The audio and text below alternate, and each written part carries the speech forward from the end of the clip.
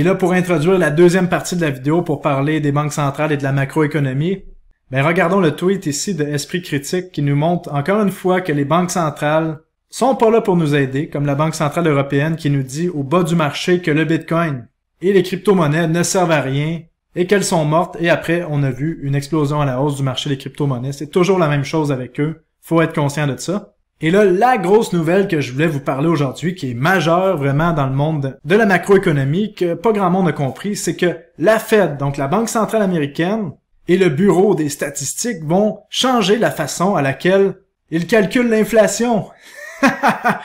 Et ils vont changer leur calcul d'inflation, bien sûr, pour baisser l'inflation. Donc, qu'est-ce que ça veut dire?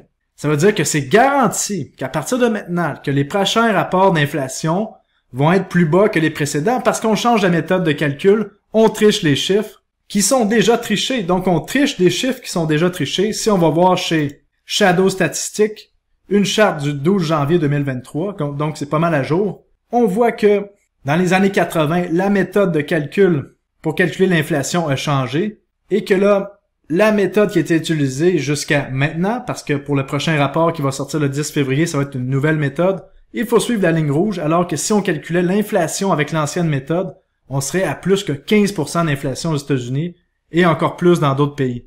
Donc vous comprenez que quand on peut manipuler les chiffres, comme ça nous tente, pour arriver à nos fins derrière les rideaux, ben tout est possible. On vit dans un monde de fantaisie en ce moment. Et là, n'oubliez pas que toute la saga d'augmentation des taux d'intérêt de la Fed était basée sur le fait qu'il fallait arrêter l'inflation, qu'il fallait casser l'inflation. Ben quoi de mieux que de tricher les chiffres en changeant la méthode de calcul d'inflation pour dire que l'inflation est sous contrôle. Et comme par hasard, ça coïncide avec ce que je vous expliquais, comme quoi que les taux d'intérêt au niveau de la Fed allaient plafonner autour des 5%, et c'est ça qu'on risque de voir. Les probabilités sont là lorsqu'on regarde pour les prochains meetings au mois de mars et au mois de mai. Vous voyez, là, c'est vraiment autour de 5%.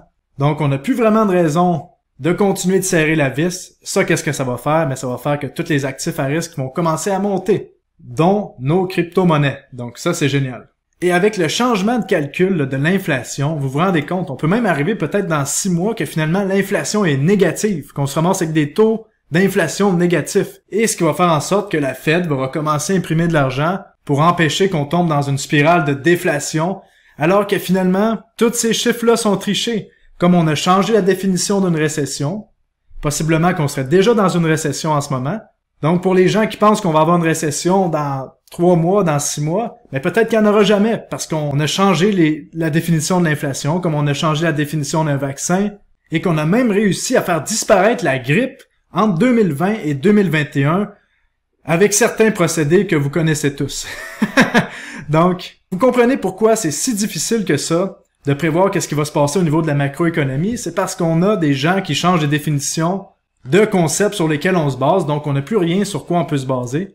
Et aussi, ce qu'il faut comprendre, c'est que la macroéconomie, finalement, c'est de prévoir qu'est-ce qui va arriver de 6 à 9 mois d'avance. Donc, on n'est pas en train de transiger le marché qu'on a maintenant, on est en train de transiger l'économie qu'on va avoir dans 6 à 9 mois. Donc, il faut toujours prévoir 6 à 9 mois d'avance. Donc, on se retrouverait à l'automne 2023. À l'automne 2023, qu'est-ce qui est prévu? Ben, c'est que les taux d'intérêt ont arrêté d'augmenter et même ont commencé à diminuer. Et que l'inflation va avoir diminué parce qu'en plus, ils changent la façon de calculer l'inflation.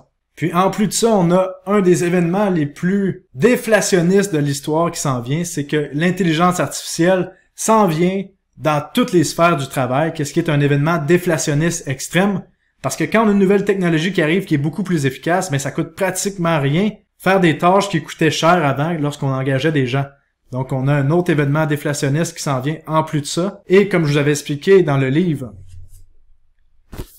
COVID-19, la grande réinitialisation de Klaus Schwab, mais il parlait qu'on allait utiliser l'intelligence artificielle parce qu'on n'allait pas avoir le choix. Donc nous y voilà.